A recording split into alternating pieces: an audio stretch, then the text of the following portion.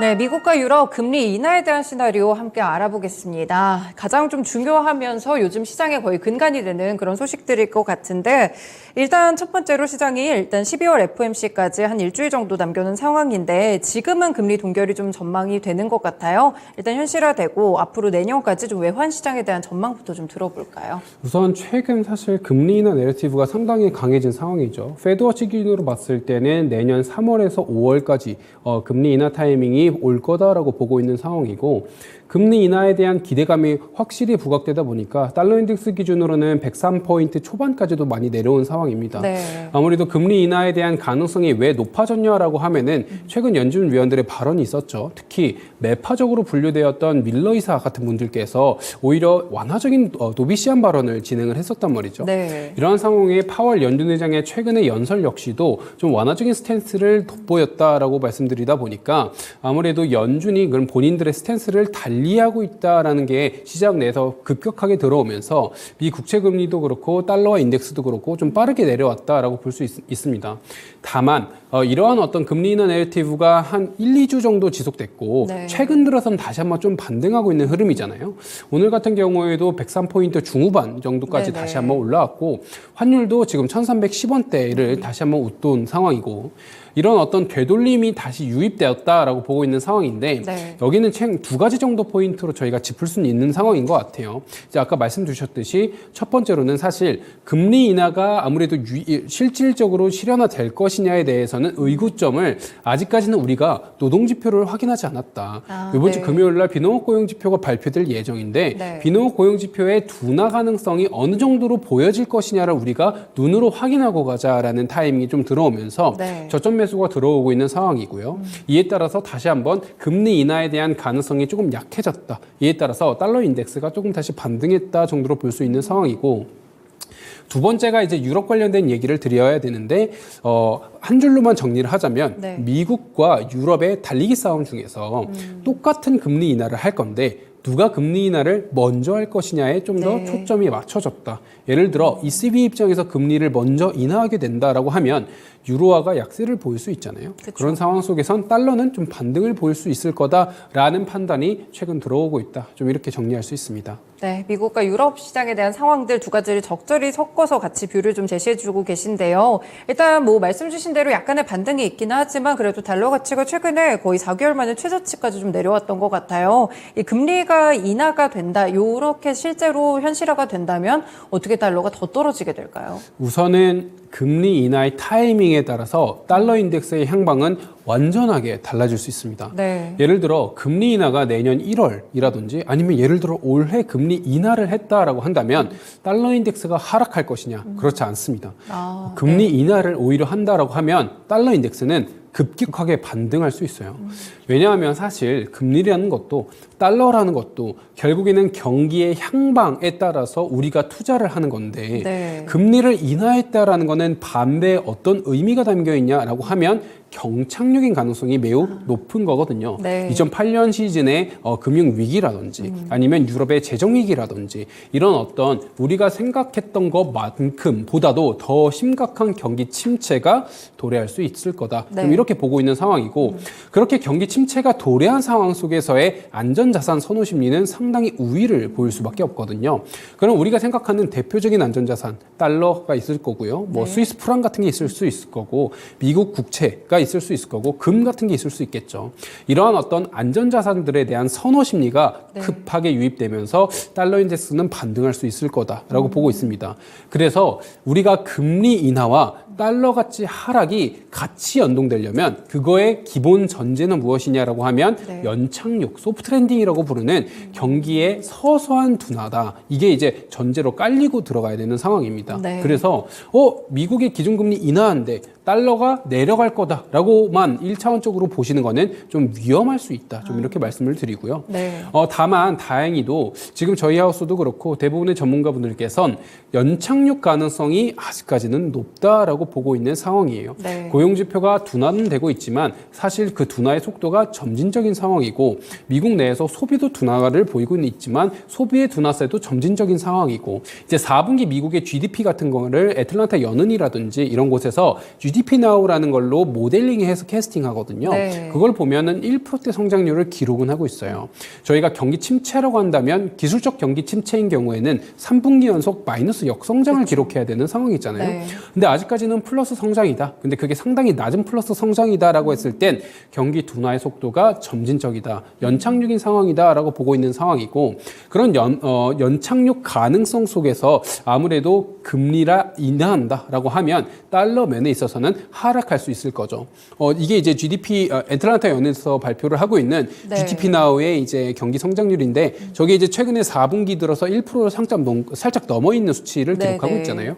이게 이제 아무래도 연착륙 시나리오 중 하나다라는 걸 말씀드릴 수가 있고 이 전 화면에 이제 보여줬던 그래프를 하나 말씀드리자면 그러면 연착륙 베이스 시나리오에 그러니까 금리 인하가 됐을 때 그럼 일반적으로 달러 인덱스의 평균은 어떻게 됐느냐를 네네. 제가 가져왔는데 이건 이제 제가 산술적으로 역사적인 금리 인하 타이밍 이후에 3개월 동안의 달러 인덱스 추이를 평균치를 가져온 거예요. 물론 네. 가중 평균을 좀 하긴 했지만 그러면 사실 100포인트 정도로 시작을 했던 게 한 70일까지 갔을 때 좀 아래쪽으로 내려오고 있는 모양새를 확인할 네. 수가 있는 상황이죠.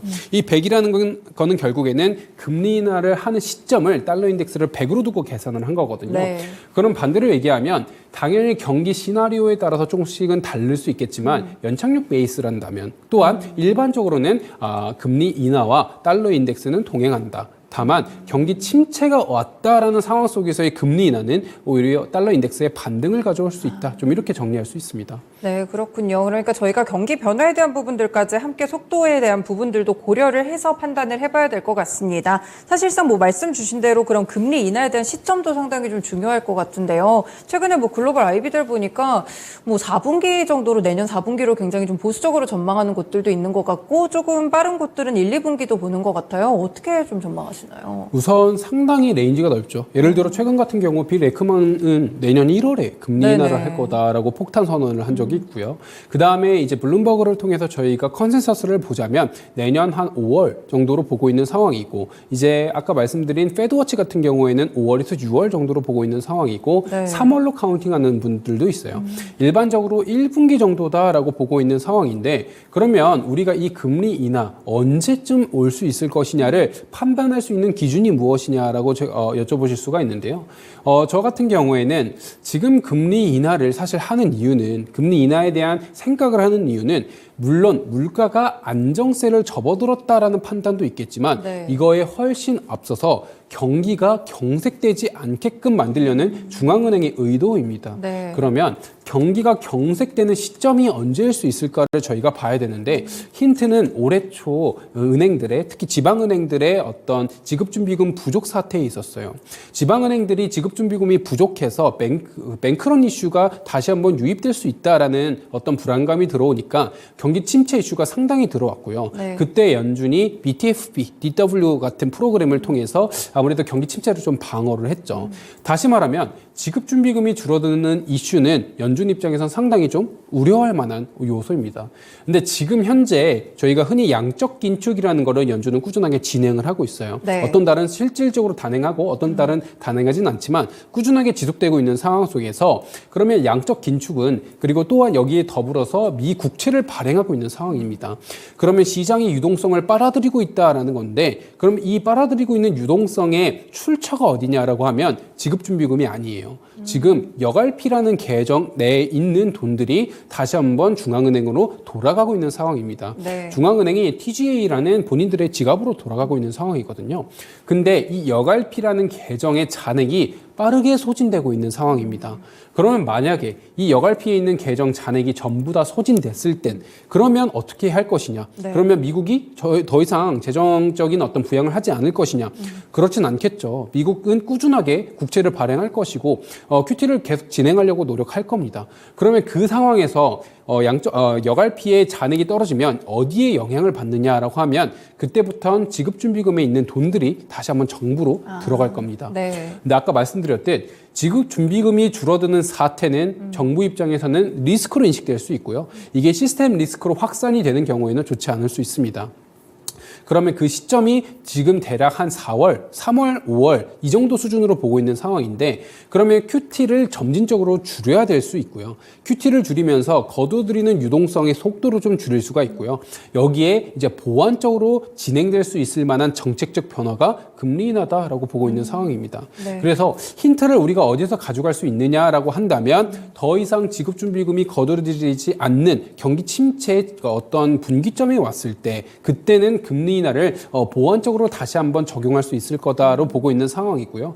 이런 어떤 전략 속에서 내년 1분기 정도가 금리 인하 시점일 거다라고 보고 있는 게 이제 결과인 겁니다. 네, 그렇군요. 금리 인하 시점에 대한 분석들까지 저희 함께 들어봤습니다. 앞서서 맨 처음에 말씀 주셨던 대로 유로에 대한 흐름들도 유로화에 대한 흐름들도 굉장히 중요하니까요. 최근에 유로화가 좀 약세를 보였었는데 이유는 좀 어떻게 될까요? 우선 유로화에 대해서 잠깐 말씀을 드리면 약세를 보이기 직전까지는 좀 강세를 보였어요. 네네. 유로화 기준으로 좀 다시 한번 올라갔다가 유로화가 사실 한번 다시 약세를 보이게 된 원인이 무엇이냐라고 한다면 강세를 보인 이유는 스태그플레이션 우려가 좀 완화됐기 때문입니다. 아무래도 유럽 입장에서는 고물가와 경기 침체가 동시에 오는 것 아니냐라는 우려감이 상당히 들면서 네. 유로화 표시 자산들에 대한 매력도가 떨어졌거든요. 그럼 유로화에 대한 수요가 줄어들고 유로화가 약세를 보였어요. 그러다가 물가가 안정세를 보이니까 스태그플레이션은 아니겠다라고 판단하면서 그럼 유럽 경기에 대한 밸류에이션이 다시 한번 좀 올라갈 수가 있는 거고요.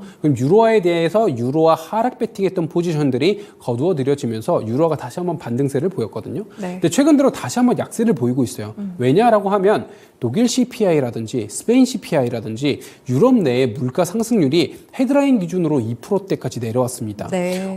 하락 속도가 생각보다 빠르다라는 게 지금 시장의 판단이고요.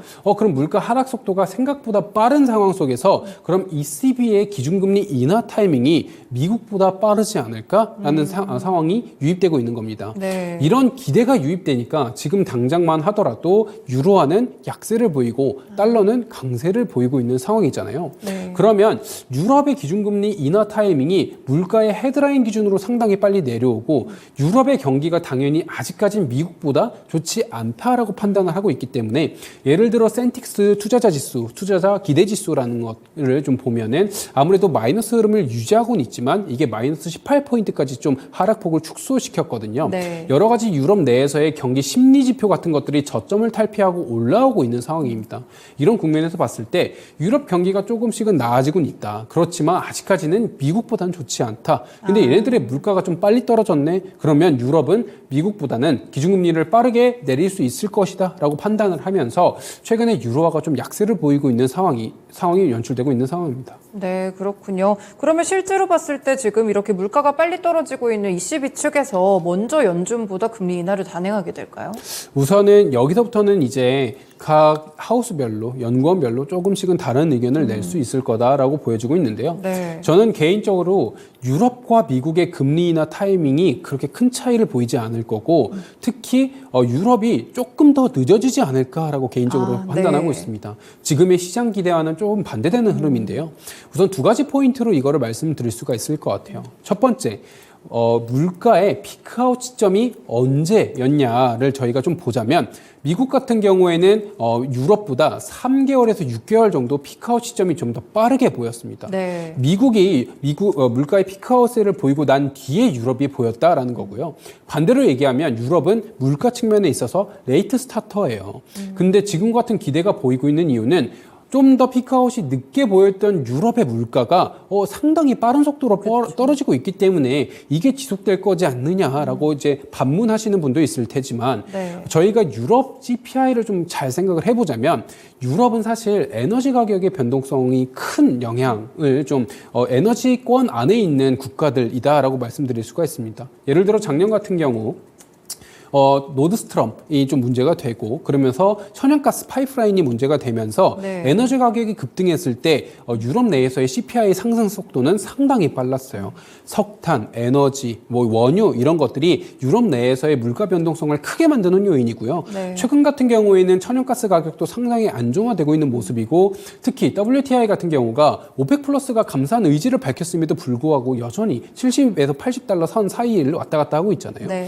에너지 가격이 안정화 흐름을 보이고 있는 상황 속에서 유럽의 물가 안정세는 생각보다 좀 빠르게 보일 수밖에 없다라는 거고 그러면 ECB도 이 헤드라인 CPI를 보고 결정할 거냐? 그렇지 않습니다. ECB는 코어 CPI를 보고 결정할 가능성이 높습니다. 근데 이런 근원 CPI라고 부르는 이런 어떤 물가 지표들이 유럽 기준으로 봤을 때는 아직 미국보다는 좀 더 높다. 네. 얘네들의 물가 하락 속도도 사실 그렇게 빠르지는 않다.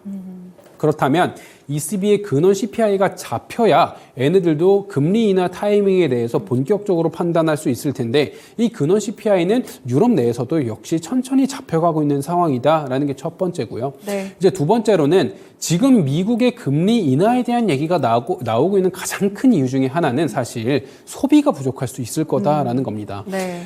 지금까지 미국의 3분기 GDP 호조세 최근 들어 4.9%에서 5.2%까지 상향 조정되었는데 네. 이런 어떤 GDP 호조세를 기반으로 한 게 무엇이냐라고 하면 소비가 좋았기 때문이다라고 말씀드릴 수 있거든요. 근데 이 소비가 연준이 그동안 코로나 기간 동안에 뿌렸던 초과저축 수요가 계속 사용됨에 있어서 소비가 좋았다라고 본다면 이 초과저축 수요가 거의 다 소진되고 있는 양상입니다. 저축도 상당히 많이 줄어들고 있는 상황이고요. 저축이 줄어들고 이제 10월 달부터는 사실 미국은 학생들 입장으로는 본인들이 가지고 있는 이제 학자금 대출에 대한 상환을 시작해야 되는 타이밍이 왔단 말이죠. 네. 그리고 연체율 같은 경우에도 신용카드 연체율이라든지 연체금이라든지 아니면 자동차 할부율 같은 것들이 다 올라가고 있는 상황이에요.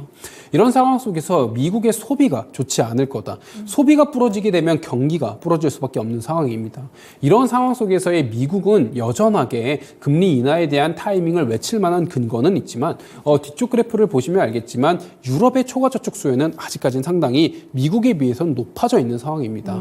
네. 아무래도 이거는 국가적 특성 때문인 것 같은데 미국 국민들은 일반적으로 저축에 대한 개념이 그렇게 높지 않아요. 네. 본인들이 일주일 정도 생활할 돈을 가지고 있다라고 한다면 그렇게 저축을 많이 하지 않습니다. 그렇지만 유럽이라든지 일본 같은 경우에는 저축에 대한 니즈가 꽤 있거든요. 미국보다는 상대적으로 높아요. 그래서 유럽 역시도 코로나 기간 동안에 소득 보전을 위해 뿌렸던 많은 돈들을 아직까지 유럽 국민들은 저렇게 보유를 하고 있는 겁니다. 반대로 얘기하면 유럽의 경기가 왜 지금까지 미국보다 빠르게 둔화세를 보였냐라고 하면 네. 저 저축된 돈들이 소비되지 않았기 때문인데 반대로 얘기하면 그럼 오랜 기간 동안 가늘고 얇게 저 소비가 번질 수 있다는 거예요. 근데 결국에는 물가가 하락하는 근본적 이유는 소비가 부러져야 되는 거거든요. 네. 근데 아직까지 저축 수요가 좀 남아있다라는 관점 내에서 그리고 미국보다 저축 수요가 좀 더 높아져 있다라는 관점 내에서 유럽의 소비가 빠르게 경색될 거냐? 그러진 않을 수 있을 거다. 그러면 소비가 빠르게 경색되지 않는 상황 속에서 ECB가 금리 인하를 단행할 수 있을 것이냐? 그거는 좀 어렵지 않을까라고 보고 있는 상황이고요. 물론 이건 23년 1분기까지의 데이터를 가져온 거지만 네. 이후의 데이터도 사실 저 갭 차이는 어느 정도 유지될 수 있을 거다라고 보고 있는 상황이고 이에 따라서 연준의 기준금리 하향 속도보다 ECB의 기준금리 하락 속도가 더 빠를 거다라고 보는 거는 어떻게 보면 지금까지는 좀 위험해 보일 수 있다. 두 개 양 중앙 은행들의 속도가 사실 그렇게 큰 차이가 없을 수 있을 거다. 좀 이렇게 보고 있습니다. 네, 물가의 피크아웃 시점이라든지 유럽 쪽의 이런 저축 수요나 소비적인 측면까지 함께 분석을 좀 드렸을 때 ECB가 연준보다 금리 인하를 더 빨리 할 것이라는 근거는 조금 부족하다 이런 말씀을 주셨으니까요. 함께 또 투자 전략에 참고해 보시면 좋을 것 같습니다. 네, 연구원님 오늘 말씀 여기까지 듣겠습니다. 말씀 고맙습니다. 감사합니다. 네, 저희 이렇게 2부 쉬운 환율 읽어주기 시간이었고요. NH선물의 김승혁 연구원님과 함께했습니다. 지금까지 다양한 투자 판단에 도움이 되는 말씀들 전해드렸는데요. 특정 종목의 상승 하락을 보장하지는 않습니다. 토마토랜드 2.0 마치겠습니다. 남은 오후장까지 투자 잘하시길 바라겠습니다. 고맙습니다.